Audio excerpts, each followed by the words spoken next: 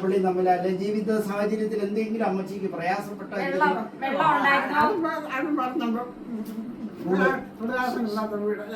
എന്നെ കെട്ടിക്കുമ്പം വീട്ടിൽ അമ്മായിമ്മ എന്റെ അമ്മായിമ്മ 64 വയസ്സേ ഉള്ളൂ, തളർന്ന് കിടക്കുക.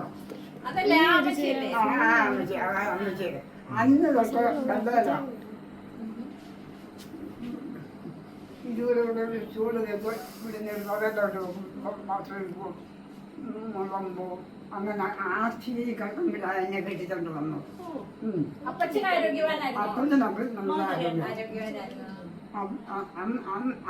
അമ്മച്ചി ആ കിടപ്പ് കിടക്കുന്നെങ്കിലും എൻ്റെ ഭർത്താവിന് ജോലിയില്ല, കൃഷിക്കാരനാണ്.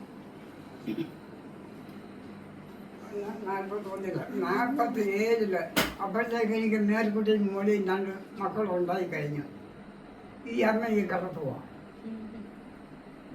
കോഴഞ്ചേരിയിൽ നിന്ന് ഞങ്ങളുടെ അടുത്തുള്ള ഒരു പെണ്ണിനെ കൂടെ ഞാൻ ഇവിടെ വേലയ്ക്ക് കൊണ്ടുവന്നു. ഞാൻ വരുമ്പോഴേ ഇവിടെ വേലക്കാർ ഞാൻ വന്ന് 2 മാസം കഴിഞ്ഞ ഈ അത് മുന്നോട്ട് പറഞ്ഞ ഉദ്ദേശമുണ്ട്.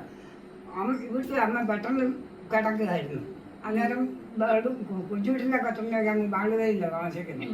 അമ്മ കിടന്നപ്പം കൊച്ചുവീട്ടിൽ പിന്നെ ഇവിടെ വന്ന എൻ്റെ കല്യാണം കഴിഞ്ഞ് 7 മാസത്തിലാണ് കല്യാണം.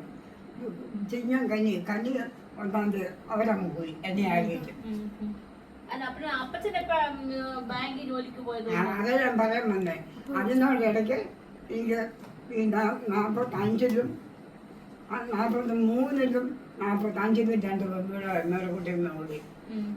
അന്ന് ഇവിടുത്തെ അപ്പത്തിന് ജോലിയില്ല. പിന്നെ വെള്ളിയാഴ്ച ചൊവ്വാഴ്ച മലമ്പള്ളി ബാങ്കിൽ വെച്ചത് കുഞ്ഞെന്നും പറഞ്ഞു വിടുന്നു. ഇവിടെ കച്ചവടക്കാരനുണ്ടാകും, അയാളുടെ കൂടെ റബ്ബർ കച്ചവടം. അന്ന് റബ്ബർ ഇങ്ങോട്ട് തുടങ്ങിയ കാലത്താണ്. റബ്ബർ വെച്ച് കച്ചവടത്തിന് പോകുന്നത്. അങ്ങനെ ഇരിക്കുമ്പോഴാണ് 47-ല് ഇവിടുത്തെ അമ്മച്ചോണ്ട് ഒരു കസിന് കോട്ടയത്തുണ്ടായിരുന്നു. അവര് മുഖേന ആദ്യം പറയുന്ന ഏതെല്ലാം ഒരു കോട്ടയം ബാങ്കിൽ കൂടെ തുടങ്ങി. അതിന് കോട്ടയത്തെ ബാങ്കിൽ തുടങ്ങി മാനേജറിൻ്റെ ഏതാണ്ടായിരുന്നു ഈ കസിന്.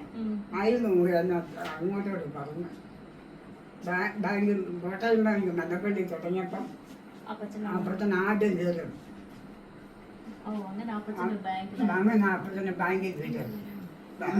അമ്മച്ചി അന്ന് 7-ാം ക്ലാസ്സും അപ്പച്ചനും എത്ര വരെ പറഞ്ഞു? അപ്പച്ചൻ ഈ പറഞ്ഞത് ഇവിടെ ഇവിടുത്തെ വലിയപ്പന് കൃഷിക്കാരനാണെന്ന് പറഞ്ഞാൽ പണം നല്ല പണം ബിസിനസ് ചെയ്യുന്നുണ്ടായിരുന്നു. ചുറ്റി ബാപ്പും ഒക്കെ ഉണ്ടായിരുന്നു. അപ്പോൾ തന്നെ ഈ 3 മക്കളൊന്നും ഞങ്ങൾ പഠിച്ചില്ല. ഈ പിന്നെ 4-ാം ക്ലാസ് കഴിഞ്ഞ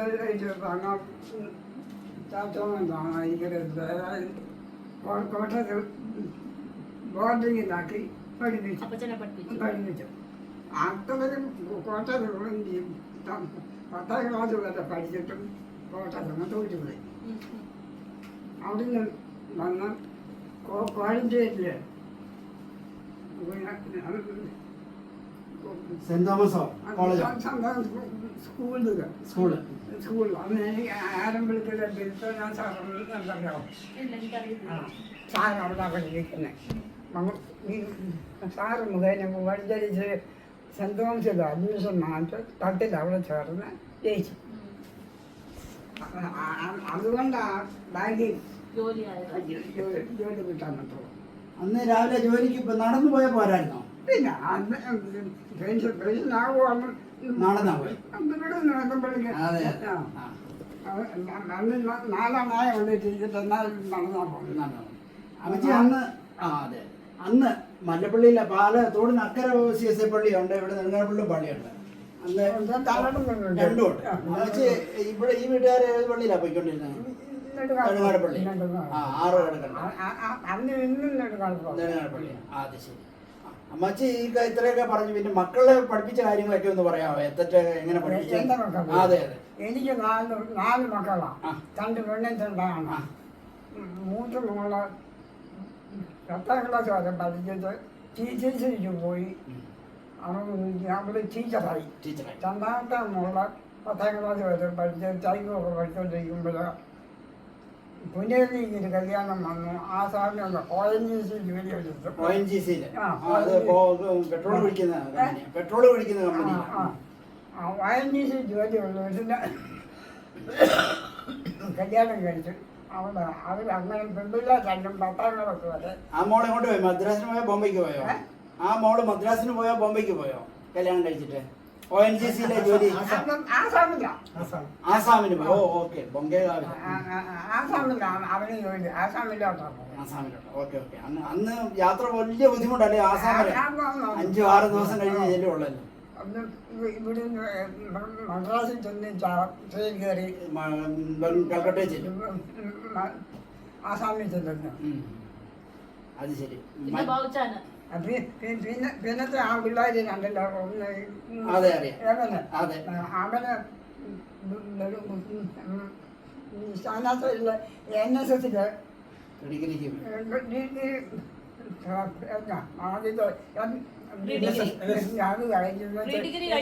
അവന് എൻ്റെ ആങ്ങളുടെ അണ്ണാമലയാണെന്ന് ഞാൻ പറഞ്ഞു. അതുകൊണ്ട് അവനെ അണ്ണാമല കൂട്ട് പിന്നെ ഡിഗ്രി എടുത്തു. മറ്റേ മോനെ അവനും BSc വരെ പഠിച്ചു. അത് കേരളത്തിൽ തന്നെയാണ് പഠിച്ചത്. BSc കഴിഞ്ഞ് ബാങ്കിൽ ടെസ്റ്റ് എഴുതി അവനും ബാങ്കിൽ ജോലി കിട്ടി. അങ്ങനെ ഇവന് 2ാമത് ജോലി കഴിഞ്ഞ് വെച്ച് വന്ന് ഇവിടെ അധികം നെട്ടക്കെട്ടില്ല. അതിന് മുമ്പ് പേഴ്സണിൽ പോയി. അമ്മച്ചി ആ കാലത്തെ അമ്മച്ചി 1941 കല്യാണം കഴിച്ച് വന്നു. 50, 55, 52 ആയപ്പോൾ മക്കളൊക്കെ ഒന്ന് ഒരു ഇതായി. അമ്മച്ചി അത് കഴിഞ്ഞപ്പോൾ ഇവരെ കൊണ്ട് ഇവിടെ ഏറ്റവും ദൂരയാത്രയൊക്കെ പോയിട്ടുള്ളത്? ദൂരയാത്രയ്ക്ക് പോയിട്ടുണ്ടോ? ദൂരയാത്ര മദ്രാസില്, ന്യൂഡൽഹിക്ക്, ബോംബെക്ക്? ദൂരയാത്ര ഇന്ത്യ മുഴുവൻ ഞാൻ പോയിട്ടുണ്ട്. വളരെ മക്കളെ കൊണ്ട് പോയില്ല, കൊച്ചുക്കളെ കൊണ്ട്. പക്ഷെ അമ്മച്ചി പോയിട്ടുണ്ട്. ഞാൻ ആസാമിന് പോയി, ഗുജറാത്തിൽ പോയിട്ടുണ്ട്, ആസാമിൽ പോയിട്ടുണ്ട്, ബോംബെ പോയിട്ടുണ്ട്, അണ്ണാമല പോയിട്ടുണ്ട്. അമ്മച്ചി പോയ സ്ഥലങ്ങളിൽ ഏറ്റവും അന്ന് ഇഷ്ടപ്പെട്ടതും ഏറ്റവും മോശപ്പെട്ട സ്ഥലം ഏതാ? അതിപ്പം പറഞ്ഞതും ബോംബെ ഇഷ്ടപ്പെട്ടായിരുന്നോ? ബോംബെ ഒത്തിരി താമസിക്കാൻ പോയില്ല. ഏവൻ പേഴ്സിൽ പോയപ്പോൾ എന്നെ പേഴ്സിൽ പോയതാ. അന്ന് അമ്മയും കൊച്ചുകുട്ടിൻ്റെ അമ്മയും ബോംബെയിലുണ്ട്. അവിടെ കൂടെ താമസിച്ചത്. വലിയ പറ ജില്ലയുണ്ട്. ജില്ലയിൽ കൂടായാലും ഒരാഴ്ച ജില്ലയുടെ താമസിച്ചത്. അമ്മച്ചി ആ കാലത്ത് ഈ മല്ലപ്പള്ളിയിലെ ഈ നെടുങ്ങാപ്പള്ളിയിലെ ഉള്ള പ്രമുഖരാരൊക്കെയാണ് അമ്മച്ചി ഓർമ്മിക്കുന്നുണ്ടോ? ഏറ്റവും നന്നായിട്ട് ആൾക്കാരെല്ലാവരും പറയുന്ന പേരുകളോ അല്ലെങ്കിൽ പ്രമുഖനായിരുന്നു ആരെങ്കിലും?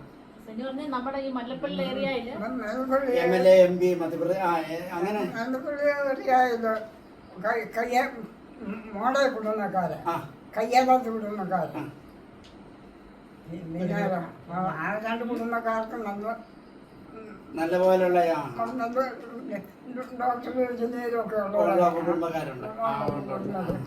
എന്തിനാണെങ്കിലും പറഞ്ഞിട്ടുണ്ടായിരുന്നു. മോളെ കയ്യാളത്താണ് ഒരു മനോരമയിൽ ജോലി എടുത്തത്. അങ്ങനെ ഈ പ്രദേശത്ത് ഒരുപാട് പേര് മനോരമയൊക്കെ. അമ്മച്ചി SCSIക്കാരായിരുന്നല്ലോ, ജനിച്ച കാലം മുതൽ SCSIയിലായിരുന്നു. അമ്മച്ചി പള്ളിയുമായിട്ട് ബന്ധപ്പെട്ട് എന്തെങ്കിലുമൊക്കെ പദവിയുള്ള സെക്രട്ടറിയോ പള്ളിയുമായിട്ട് ബന്ധപ്പെട്ടേ വളർന്നിട്ടുള്ളൂ. കല്യാണം കഴിക്കുന്നതും അത് സൺഡേ സ്കൂളിലും യുവതി സമാജത്തിനും ഒക്കെ പോവുകയും കൂടുകയും അതൊക്കെ ചെയ്തിട്ടുണ്ട്. അന്ന് ഈ ക്വിസ് മത്സരം ചോദിക്കുന്ന മത്സരങ്ങളൊക്കെ ഉണ്ടായിരുന്നോ? ഓർമ്മയുണ്ടോ? ബൈബിളിലെ കാര്യങ്ങളൊക്കെ ചോദിക്കുന്ന സൺഡേ സ്കൂൾ പിള്ളേർക്കൊക്കെ ഉണ്ട്. അന്ന് അച്ഛന്മാര് വളരെ കുറവല്ലായിരുന്നു. മൂത്ത ബ്രദർ അച്ഛനാ. മൂത്ത ബ്രദർ അച്ഛനാ, SCSIയിലെ അച്ഛനാ. അതെ, ഞാൻ കേൾക്കട്ടെ ചെന്ന് പറഞ്ഞു. ഓക്കെ. സൺഡേ സ്കൂളിലും വിമൻസിലും ഞങ്ങളുടെ നല്ല കുടുംബത്തില്ല. അച്ഛന്മാരും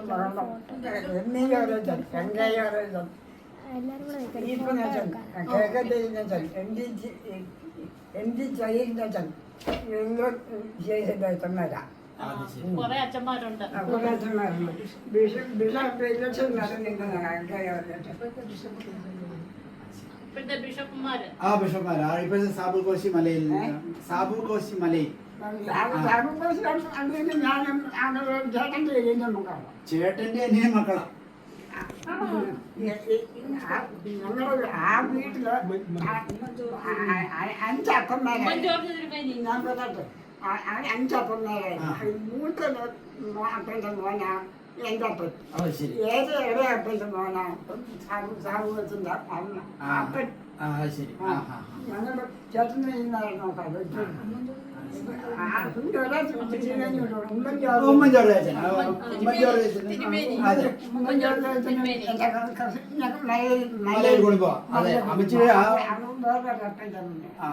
അദ്ദേഹത്തിന്റെ ഉമ്മൻ ജോർജ് അച്ഛന്റെ ചേട്ടൻ ഞങ്ങളുടെ ഹ്യൂസ്റ്റണിലുണ്ടല്ലോ, ജേക്കബ് ജോർജ് അച്ഛൻ.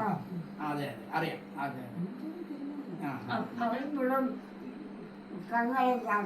അതെ അതെ അതെ അതെ അറിയാം അറിയാം അറിയാം.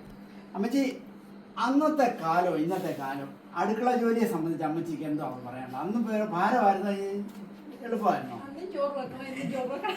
അമ്മച്ചിക്ക് ഇവിടെ വേലക്കാരുണ്ടായിരുന്നു, എന്നാലും അമ്മച്ചി ഞാനൊരു ശകലവും നിലകണ്ടിട്ടില്ല. നിലക്കെടാനൊക്കെ മോനെ ഇപ്പോഴാഴ്ച തൊഴിലൊക്കെ വെക്കത്തില്ല. അന്ന് ദിവസം 3 നേരം കണ്ടു. 3 നേരം കണ്ടു.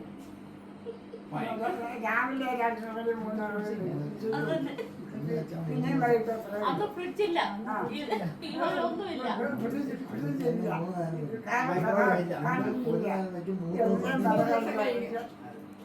എല്ലാം വെച്ച് വിടുമ്പോ എല്ലാ ചോറും കറിയും കൂട്ടാനും 3 നേരം ഉണ്ടായിരുന്നു.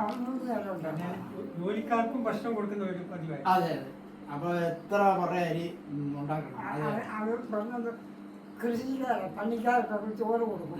ഇപ്പോൾ ആരും ചോറ് കൊടുക്കും. അന്നിവിടെ കണ്ടം കൃഷിയായ ഓ അപ്പം കാളയും എന്നും പണിയാരാണ്. എന്നും പണിയാതെ രാവിലെ 3:30 ബാക്കിയൊക്കെ വെള്ളത്തിലേക്കാൾ വേദിനൊക്കെ അവർ വന്നു തരും. തലേദിവസം ഇത്ര പേരുണ്ടത് അറിഞ്ഞിട്ടാണ് വെള്ളത്തിൽ ഇടുന്നത്. വാട്ടുകാർക്ക് മീൻ കറി ഉണ്ടാക്കി 9 ആകുമ്പോഴേക്കും 9:30 ആകുമ്പോഴത്തേക്കും രാവിലെ അവർക്ക് കൊടുക്കണം. 1 മണി ആകുമ്പോഴത്തേക്കും ചോറ് കൊടുക്കണം. അതെ. അമ്മച്ചി ഇത്രയൊക്കെ പറഞ്ഞല്ലോ. അന്ന് ആ കാലത്ത് ഈ മല്ലപ്പള്ളിയാറ്റ് വെള്ളം പൊങ്ങുമ്പോ അമ്മച്ചിക്ക് പേടിയുണ്ടായിരുന്നു ഈ ഇവിടെ താമസിക്കുമ്പോ? എന്റെ മോനെ ഞാൻ ഇവിടെ വന്നാൽ പിന്നെ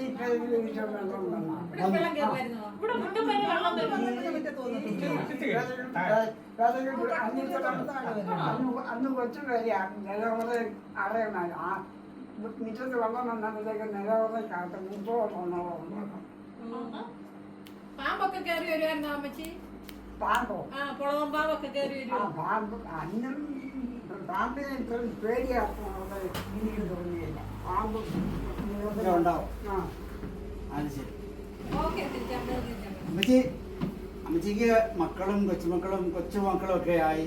അമ്മച്ചിക്ക് അവരോട് എന്തോ പറയാനുള്ളത്? ഇന്ന് അവരുടെ ഒരു ജീവിത സാഹചര്യമൊക്കെ അറിഞ്ഞുകൊണ്ട് എന്റെ കുഞ്ഞുങ്ങളെ കുഞ്ഞു ഒരു പ്രായമുണ്ട്. ആരും നടുവേറ്റ് പോയില്ല. അവർ നല്ല പാതയിൽക്കൂടെ ഇതുവരെയും നടക്കുന്നു. അമ്മച്ചിക്ക് പൂർണ്ണ സന്തോഷമാണ്. ഒരു കുഞ്ഞുങ്ങളെ കൊണ്ട് എനിക്ക് ബുദ്ധിമുട്ടുണ്ടായിട്ടില്ല. അമ്മച്ചിക്ക് ഇപ്പൊ എത്ര 105 വയസ്സായല്ലേ? കൊച്ചുമക്കളുടെ കാര്യം കൂടെ പറഞ്ഞു നമുക്ക്. 4-ാം തലമുറ കണ്ടു കഴിഞ്ഞു. 4-ാം തലമുറ 13 നാട്ടിലുണ്ട്. ഒരു മോൻ പാസ്റ്റർ ഉണ്ടെന്ന് പറഞ്ഞു. അത് 2 പിള്ളേരും പാസ്റ്ററാണ്. കൊച്ചുമക്കൾ പാസ്റ്റർ നമ്മുടെ CSIയിലാണോ അതോ അവരെ പുറത്താണോ? ഓക്കെ ഓക്കെ വിശ്വാസത്തിലാണ്.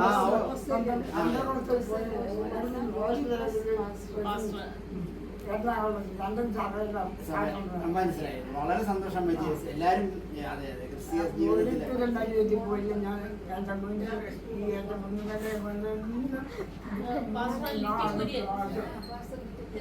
പിള്ളേർക്ക് സ്കൂളിൽ പോകണോ?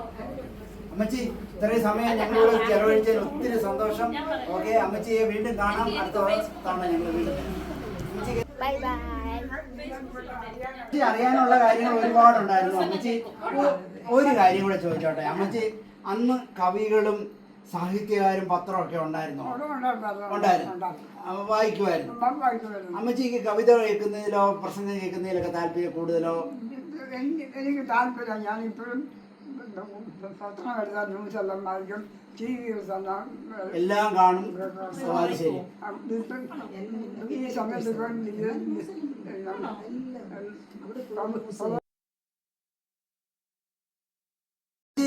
അമ്മച്ചിയുടെ കാലഘട്ടത്തിലല്ലേ കുമാരനാശാനും ചങ്ങമ്പുഴയൊക്കെ ജീവിച്ചത്? ഞാൻ കണ്ടിട്ടില്ല. ഇല്ല, പക്ഷെ കവിതകളൊക്കെ അവരുടെ ലേഖനം. ഞാൻ പറഞ്ഞില്ല, മലയാള ഏഴാക്കളൊക്കെ വരെ പഠിച്ചത് കൊണ്ട് മലയാളത്തിലും കവിതകളൊക്കെ അതിൻ്റെ പുസ്തകത്തിലുണ്ടാകും. എനിക്ക് ഓർമ്മയുണ്ടോ 2 വരി കവിത, എന്തെങ്കിലും ആനയെ പറ്റിയോ തുമ്പിയെ പറ്റിയോ? ഓർക്കത്തില്ല. Okay okay, no problem. Thank you അമ്മച്ചി, thank you so much. Okay okay അമ്മച്ചി, അമ്മച്ചിക്ക് ഇനിയും അനേകം വർഷങ്ങൾ ജീവിക്കട്ടെ എന്ന് ഞങ്ങൾ പ്രാർത്ഥിക്കുന്നു. Thank you so much. Editing ഒക്കെ ഇടാവും കേട്ടോ. അതെ